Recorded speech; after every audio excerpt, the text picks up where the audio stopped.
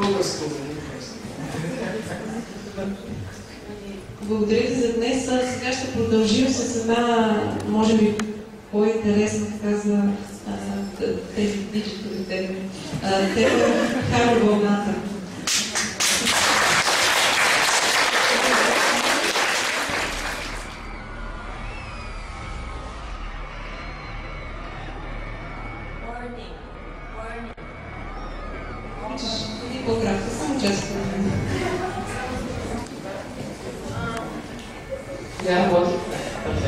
Искам да отбележа, че наистина си изпуснаха повече от целата България. Това не беше шега.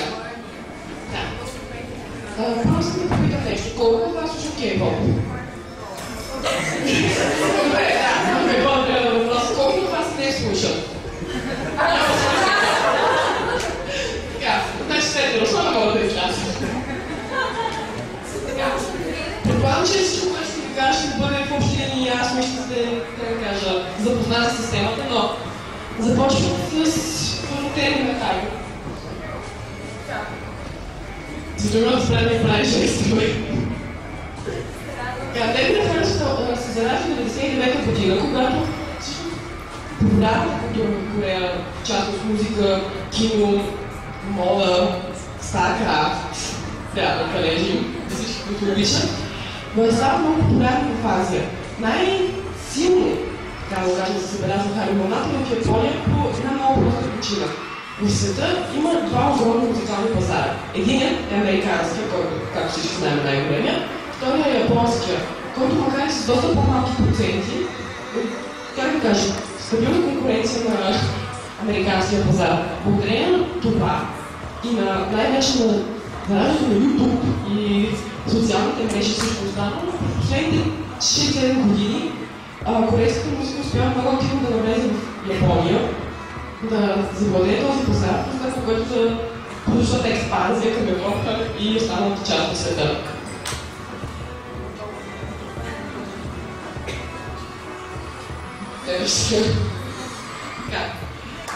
Началото на започването с поп-музиката, да, можете да танцувате. Може най-първия корейски изпълнител, който създава някакво силно движение в Япония, това е Пола. Тя е най-успешната изпълнител на SM Entertainment, предполагам всички знаете кои са те и тя дебютира в 2000 година, много млада, много сладка, всичко невероятно, обаче в Корея няма особено голям успех. Не в началото. Затова SM я праща в Япония, където все още нямат корени в момента. И тя започва да прави оригинална японска музика, не просто да прави ремейк на нейните корейски песни. И когато, което за няколко години тя се превръща в японската принцеса. Става невероятно голяма звезда и внася големи концерти, нейните си вземат първи места, те страхотна работа. Благодарение на нея се появяват моите следващи години.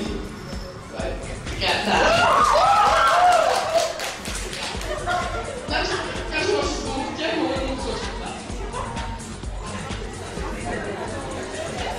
Да, така че да се малко се продължи. Не трябва да се стърбом.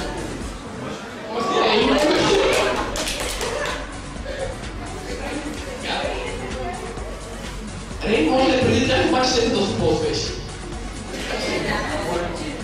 Така, това са може би основните хора, които положили всичко, което могат да се радват сегашните бой-банди и гърл групи. Когато те дебютират, слава, когато те имат в Корея, ще дебютират в Япония в 2005 година. Това е годината, в която горе-долу се говори, че се появи YouTube. Не съм много убеден дали точно така, но да речем, че е така. Това е годината, в която те дебютират и за 2 години те правят нещо, което никой друга корейска група не е правила сега. Нещо, което се отразява не само на корейската поп-индустрия, но и като цяло на корейската култура и засилва Харо вълната по този начин. Те са първата група, която първата чуждестранна група, която изнася самостоятелен концерт на Токио Дом. Не знам дали всички вие знаете какво е Токио Дом. Това е най-големия, най-пресъплемия този стадион с около 60 000 души първо може да побере. В най-общо линии, това е място, където всеки кореец мечтае да изнесе концерт, благодарение на тях, тази година имаше и есен талант там. Така. Но няма да говоря много за тях, защото това може да е модел, нали? Това всички знам кой, нали? Той каза! Добре, ще така, това е господин Рейн, както се защитил. И след това се... Това са само изпълнители, които все пак са сложили началото на Хари вълната.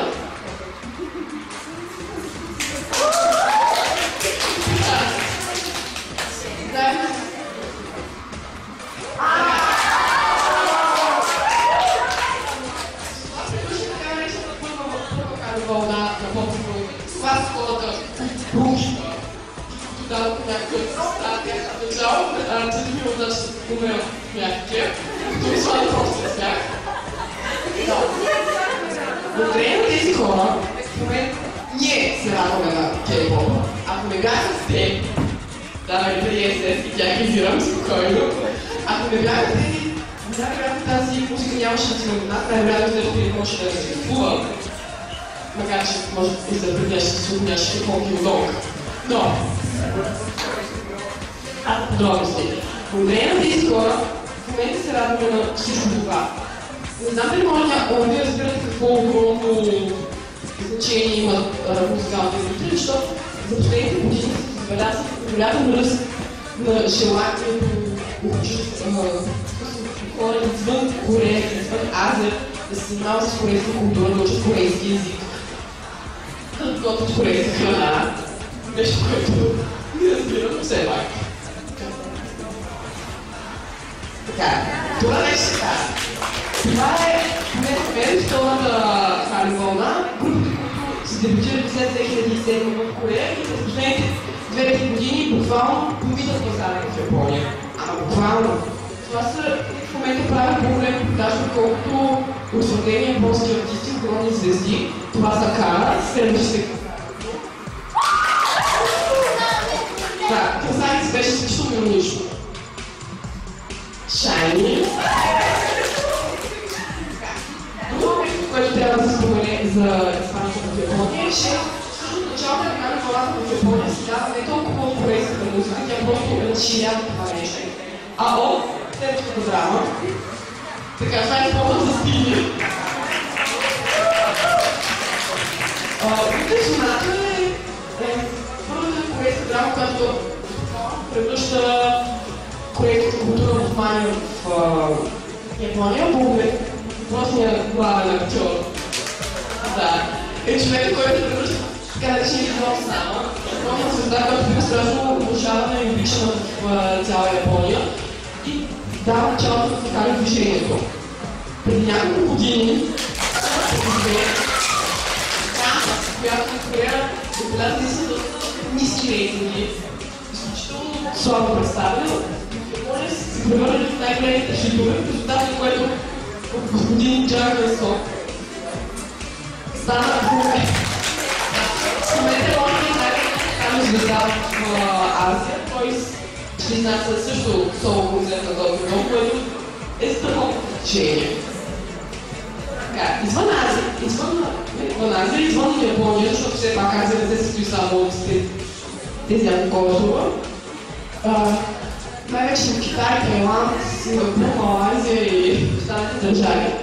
Там малко по-различна ситуацията. Китайския пазар се държи, в смисъл най-популярните от там са Wonder Girls и Супер Чума. Сори,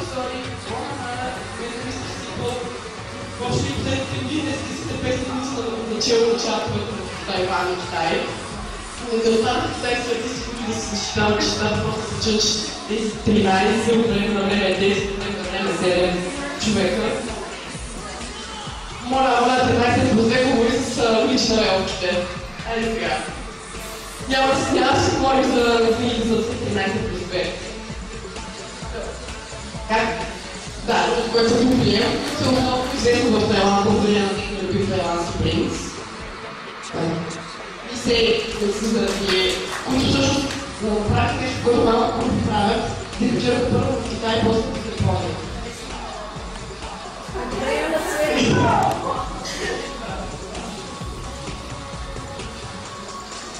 Така, стигаме до най-важната част. Харли Звъназия, което първо голямо движение на Харли Звъназия се оказа концерта на есен там в Париж тази година, на който не знам има ли някой от вас, който е присъствал на него. Не.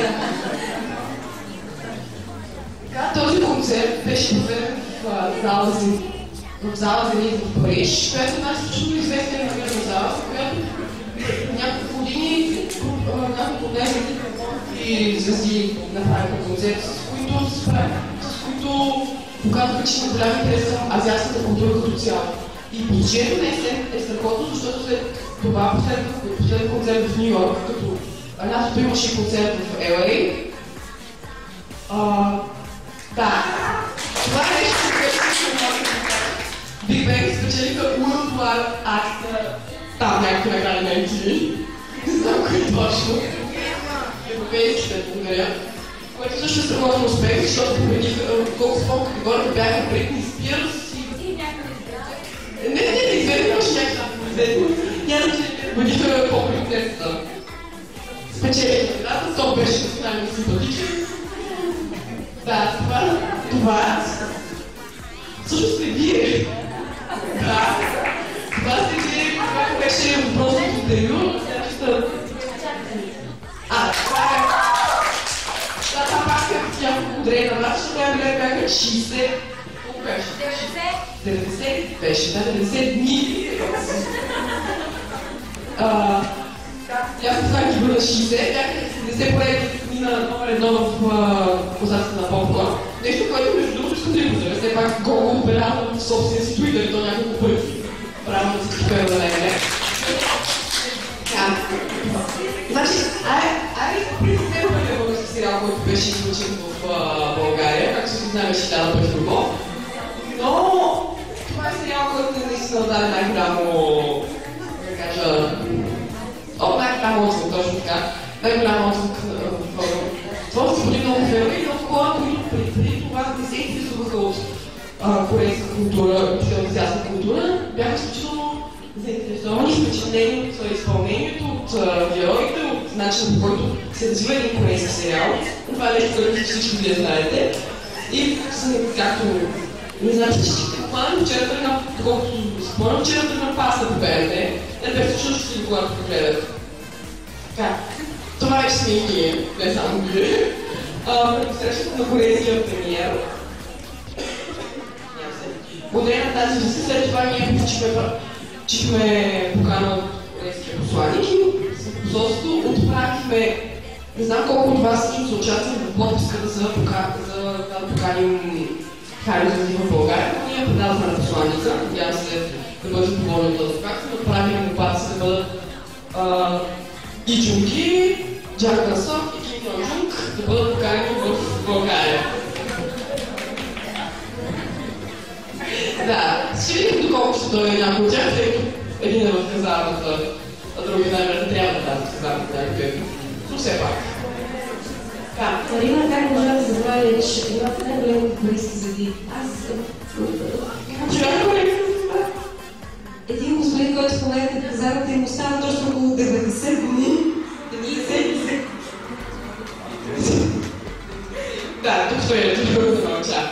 Да, и Юнги е страхотна звезда, вероятно по-големи уши. Така, тъй като... Каквото да ви кажа за Харли Звъназия, ви съм абсолютно наясно с това, просто причина, че всички гледате филми, следите музиката, знаете за какво стана дума, някой това ще участва в конкурса. Искам да ви попитам, обаче вие все пак как ви кажа, какво мислите за Харли Звъназия, какво сте мислили ви от нея, как ви се отразила на вас? Някой има ли намерение да се сподели? Йо, не. Мария иска Мария да дойде, защото Мария беше присъствала миналата година. Аз искам да споделя какво видях в Харли Звъназия. Ти не си видяла.